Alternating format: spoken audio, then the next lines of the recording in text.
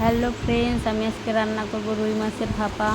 এখন আমি সর্ষে দিয়ে দিয়েছি আর পোস্ত একসাথে বেটে নেব, আর কাঁচা লঙ্কা। মাছটা মানে লেবু দিয়ে আর লবণ দিয়ে ভিজিয়ে রাখবো, তাই মাছটা একটু ভালো হবে।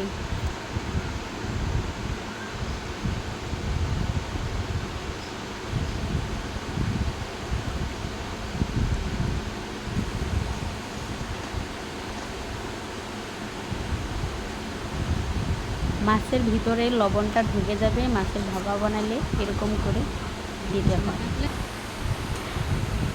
গ্যাসটা চালিয়ে এখন আমি জল গরমটা বসিয়ে দেব। আমি গ্যাসের চুলা দিয়ে দিয়েছি। কড়াইতে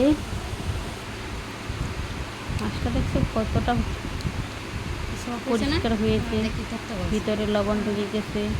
সাদা হয়ে গেছে।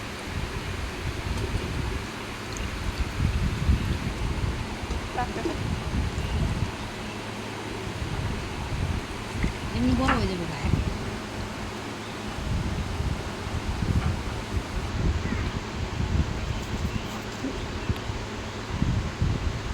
নুন হলুদ দিয়ে মাখিয়ে নেব।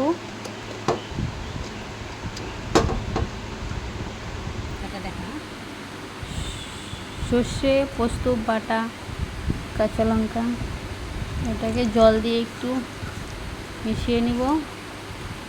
সাথে একটু নুন দিয়ে দিব, একটু সরিষার তেল দিব, দিয়ে ভালো করে মিক্স করে নিব। নিয়ে মাছটা দিয়ে দিব। মাছটার সাথে ভালো করে মাখিয়ে নিব। ঘন হয়ে গেছে। উপর দিয়ে কাঁচা লঙ্কা আর ধনে পাতা দিয়ে দিব, আর একটু সরিষার তেল দিয়ে দিব।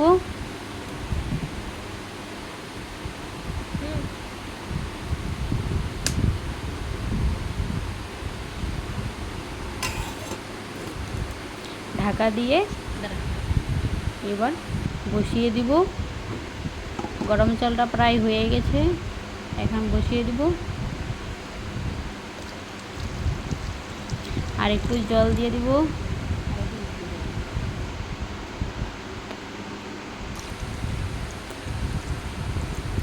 অনেকটাই জল লাগবে। ঢাকা দিয়ে দেবো। এখন থাল দিয়ে ঢাকা দিয়েছিলাম, তাই হয়নি, তাই বড় গামলা দিয়ে দিয়েছি। উপরে শিলনোড়া দিয়ে দিয়েছি, মানে চাপা থাকবে, ভাপাটা যেন না বেরোবে। এবার উল্টিয়ে দেখব।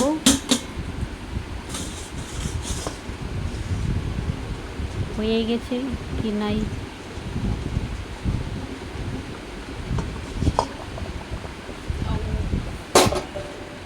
জল অনেকটা শুকিয়ে গেছে।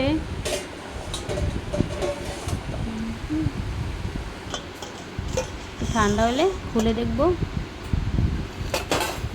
মাছের ভাপা হয়ে গেছে, দারুণ হয়েছে দেখতে। একবার আমার মতন বানিয়ে খেয়ে দেখবেন। নির্মলা কিচেন ভিলেজ ফুডে আজকে রুই মাছের ভাপা বানিয়েছি। ভালো লাগলে লাইক সাবস্ক্রাইব করো। এখানেই আমার ভিডিও শেষ দিচ্ছি।